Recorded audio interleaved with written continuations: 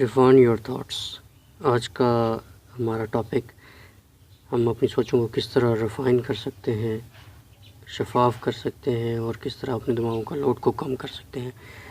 آج ہم جانتے ہیں کہ ہم جس دور میں رہ رہے ہیں، یہ سوشل میڈیا اور انفارمیشن ٹیکنالوجی کا دور ہے۔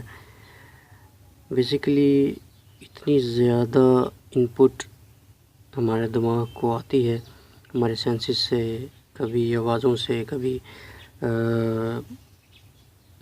دیکھنے سے، موبائلز، اور یہ ساری چیزیں ہمیں ریگولر فیڈ دے رہی ہیں۔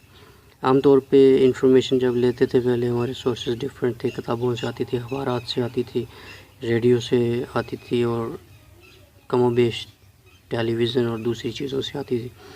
اب کیونکہ انفارمیشن پروپیگیٹ بہت تیزی سے کر رہی ہے، تو ہم تب تک پراپر کنسنٹریٹ اور پراپر اپنے گول کے اوپر فوکس نہیں رہ سکتے جب تک ہم اپنی تھاٹس کو ریفائن نہیں کریں گے۔ در حقیقت ہماری 6 سینسز جو ہیں وہ ہمارے دماغ میں جانے والی تمام فیکٹس اینڈ فگرز کو انالائز کرتا ہے اور ہمیں پریفرنس کے مطابق جو بھی ہماری انفارمیشن ہوتی ہے اسے سب کانشیس مائنڈ میں بھیج دیتا ہے۔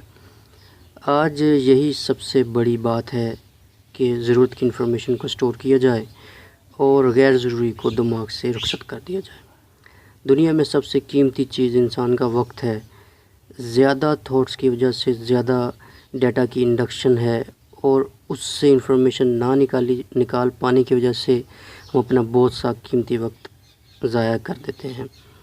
سب سے پہلے تھاٹس کو ریفائن کس طرح کیا جائے، کچھ ٹپس میں آپ کے ساتھ شیئر کروں گا۔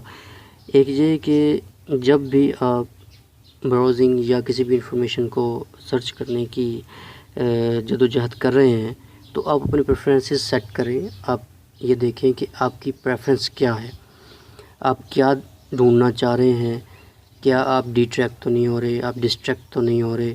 یہ تمام چیزیں تبھی ہو پائیں گی جب آپ کو پتہ ہوگا کہ آپ کو کیا چاہیے۔ دوسری یہ چیز کہ وہ انفارمیشن سائٹس وزٹ کریں یا وہ بکس وزٹ کریں یا وہ ان لوگوں سے ملیں جو کہ آپ سے ریلیونٹ ہیں، جو کہ آپ کے گول کو اچیو کرنے میں آپ کی مدد کر سکتے ہیں۔ تیسرا، سوشل میڈیا کی ڈسٹریکشن سے بچنے کے لیے کوشش یہ کریں اپنا وقت مختص کریں، یا اگر آپ وقت مختص نہیں کرنا چاہتے تو جو سسٹمیٹیکلی آپ کو فیڈز مل رہی ہیں اس میں سے جو آپ کی امپورٹنٹ فیڈز ہیں اسے آپ لیں۔